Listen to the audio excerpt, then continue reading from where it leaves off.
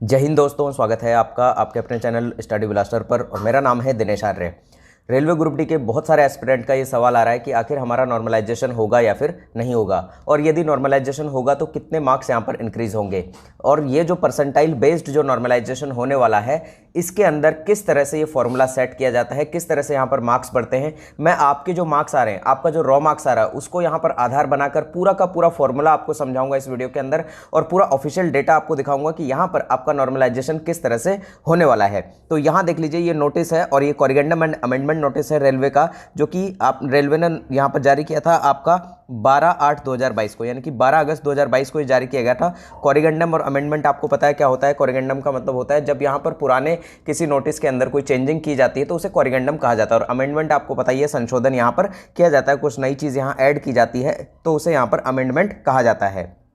अब यहाँ देखिए, इसके अंदर यहाँ पॉइंट नंबर 3 पढ़ लीजिएगा, और पॉइंट नंबर 3 के अंदर यहाँ क्लियरली लिखा हुआ है the percentile score will be the normalized score for the examination. Clearly आपको ये चीज़ का जवाब मिल गया होगा कि यहाँ पर आपका नॉर्मलाइजेशन होने वाला है, यानी कि इस लाइन का मतलब ये है कि जो आपका परसेंटाइल स्कोर है वही आपका क्या कहलाएगा, वही आपका नॉर्मलाइज्ड स्कोर कहलाएगा। अब यहाँ आपके मन से ये डाउट क्लियर हो गया होगा कि यहाँ पर परसेंटाइल बेस्ड जो हमारा स्कोर है वही आपका नॉर्मलाइजेशन होगा या फिर नहीं होगा। तो यहाँ पर जो परसेंटाइल बेस्ड आपका जो नॉर्मलाइजेशन किया जाएगा उसके बाद आपका जो स्कोर बनेगा वही आपका नॉर्मलाइजेशन वाला स्कोर कहलाएगा। अगला है, यहाँ पर देखिएगा कि इसका एक फॉर्मूला यहाँ पर निर्धारित किया गया है, और इस फॉर्मूले को पूरा का पूरा मैं आपको समझाने वाला हूँ, पूरे फॉर्मूले को यहाँ पर सेट करके दिखाने वाला हूँ। अगर आपका रॉ मार्क्स यहाँ पर 50 आ रहा है, अगर आपका रॉ मार्क्स यहाँ 60 आ रहा है, अगर आपका रॉ मार्क्स यहाँ 65 आ रहा है, तो किस तरह का आपका यहाँ जो नॉर्मलाइजेशन है वो हो सकता है, और नॉर्मलाइजेशन के बाद आपके किस तरह के मार्क्स यहाँ बढ़ने वाले हैं वो भी मैं आपको इस वीडियो में क्लियर कर दूंगा। तो इसीलिए वीडियो को लास्ट तक जरूर देखिएगा।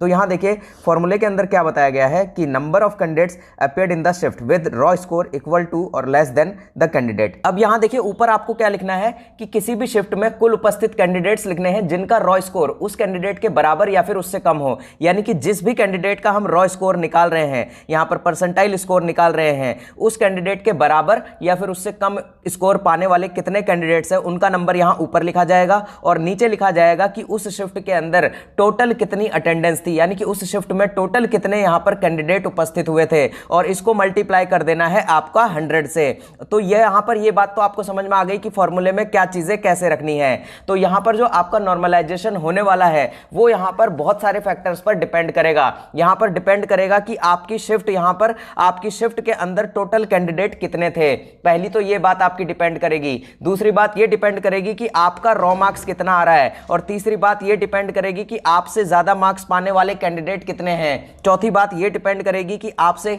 कम मार्क्स पाने वाले कैंडिडेट कितने हैं, और यहां पर क्वालिटी ऑफ स्टूडेंट भी यहां पर बहुत कुछ मैटर करेगा। तो इसीलिए आपकी शिफ्ट के अंदर कितने ज्यादा टॉपर्स हैं, कितने ज्यादा यहां लोवेस्ट है, यानी कि कितने कम मार्क्स वाले स्टूडेंट ज्यादा है या फिर यहां पर ज्यादा मार्क्स वाले स्टूडेंट ज्यादा है, उस पर आपका रॉ मार्क्स कितना ज्यादा इंक्रीज हो सकता है और कितना ज्यादा डिक्रीज हो सकता है, यह डिपेंड करने वाला है, और इसको हम पूरा का पूरा आपको समझाने वाले हैं। अब यहां देखिए, ये फॉर्मूला हमने आपको हिंदी में भी लिख कर दे दिया है जिससे कि आपको कोई भी दिक्कत ना हो। अब यहां देखिएगा, एक एग्जांपल हम लेते हैं। जैसे मान लीजिए किसी शिफ्ट के अंदर टोटल स्टूडेंट कितने प्रेजेंट थे, 100, यानी कि 100 स्टूडेंट मान लीजिए प्रेजेंट थे, और उसमें से किसी स्टूडेंट का यहां पर रॉ मार्क्स आया है 85 रॉ मार्क्स यहां पर किसी एक कैंडिडेट का आया है। अब उसका जो परसेंटाइल स्कोर है वो यहां कितना रहने वाला है, तो उसके लिए देखिए यहां देखना पड़ेगा कि उसके बराबर या फिर उससे कम, इस 85 के बराबर या 85 से कम नंबर पाने वाले कितने स्टूडेंट हैं। मान लीजिए ऐसे नंबर पाने वाले, यानी कि उसके बराबर या उससे कम नंबर पाने वाले जो कैंडिडेट हैं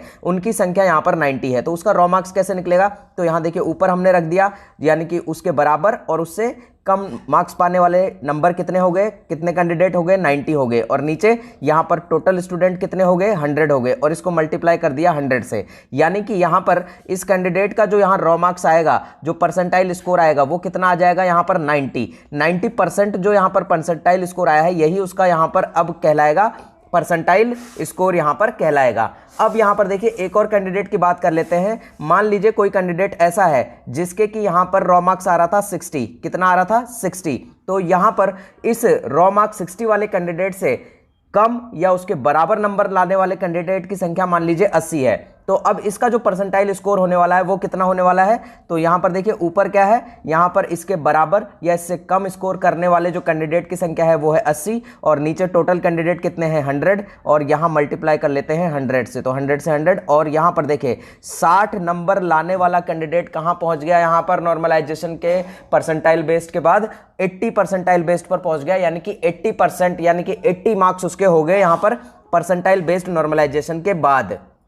अब यहां पर एक शिफ्ट का हम डेटा ले लेते हैं। मान लीजिए यहां पर एक शिफ्ट है और इसके अंदर हमने यहां पर टोटल 10 कैंडिडेट्स ही यहां पर लिए हैं और 10 कैंडिडेट्स ऐसे हैं जिनका कि यहां पर 52, 53, 55, 56, 57, 58, 60, 62, 63, 65 नंबर यहां पर आ रहा है और इसी तरह का जो नंबर है ज्यादातर कैंडिडेट्स का आ रहा है। ये हम सिर्फ और सिर्फ 10 कैंडिडेट के ऊपर इसको हम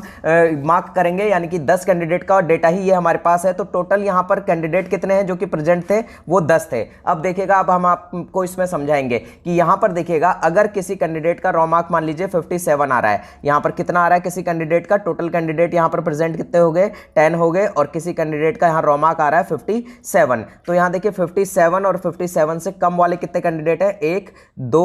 3 4 5, तो 5 कैंडिडेट ऐसे हैं जिनका कि यहां रॉ मार्क कितना आ रहा है, यहां पर 57 या 57 से कम आ रहा है। तो यहां पर टोटल कैंडिडेट की संख्या कितनी है, 10 है जो कि प्रेजेंट थे और ऊपर कितने, जितने यहां पर मार्क्स आए हैं उस कैंडिडेट के रॉ मार्क्स हैं उससे और उससे कम वाले टोटल संख्या यहां पर लिखनी है। तो उससे कम और उसके बराबर वाले कितने कैंडिडेट हो गए यहां पर, 1 2 3 4 5, तो यहां 5 हो गए और यहां इंटू कर देंगे 100 से, तो यहां 0 से 0 कट हो गया और यहां 50, यानी कि यहां पर 57 वाला कैंडिडेट कहां आ गया, 50 पर आ गया। देखिए ये कमाल हुआ। अब यहां देखिएगा अगर किसी कैंडिडेट का रॉ मार्क यहां पर मान लीजिए रॉ मार्क्स कितना आ रहा है, 62 आ रहा है, कितना आ रहा है 62। अब यहां पर देखिए 62 और 62 से कम वाले कैंडिडेट कितने हैं, तो 1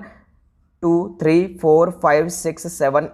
8 कैंडिडेट हैं और टोटल कैंडिडेट कितने हैं यहां पर प्रेजेंट हुए थे 10 हैं और 10 में से 8, यहां पर इसको मल्टीप्लाई करते हैं 100 से, 0 से 0 कट और ये हो गया 80, यानी कि 62% वाला 62 मार्क्स वाला कैंडिडेट कहां पहुंच गया, यहां पर 82 पर पहुंच गया। तो इसीलिए मैं आपको ये सारी चीजें समझाना चाह रहा हूं कि यहां पर परसेंटाइल बेस्ड नॉर्मलाइजेशन के अंदर भी आपका मार्क्स जो है वो अच्छा खासा यहां पर बढ़ सकता है। तो इसीलिए धैर्य बनाकर रखें, क्योंकि जैसे जैसे आपका ये एग्जाम आगे जाएगा, जैसे जैसे रिजल्ट नजदीक आएगा तो आपको बहुत वेरिएशन देखने को मिलेगा। किसी की बातों पर बिलीव मत कीजिए, सिर्फ और सिर्फ रिजल्ट का वेट कीजिए, क्योंकि यहां नॉर्मलाइजेशन जो है परसेंटाइल बेस्ड होने वाला है। इसके अंदर भी आपका अच्छा खासा मार्क्स यहां बढ़ते हुए आपको नजर आएगा। और ये वीडियो आप सेव कर लीजिएगा, जिस दिन रिजल्ट आएगा तो उस दिन आप मुझे कमेंट जरूर कीजिएगा, क्योंकि देखिए यहां पर बहुत सारे लोग ऐसे हैं जो कि नेगेटिव कमेंट करते हैं और नेगेटिव कमेंट करने वालों को मैं एक चीज कहता हूं कि इस वीडियो को सेव करके रख लीजिएगा और जिस दिन यहां रिजल्ट आएगा तो उस दिन आप वीडियो पर जरूर आइएगा और यहां आकर कमेंट जरूर कीजिएगा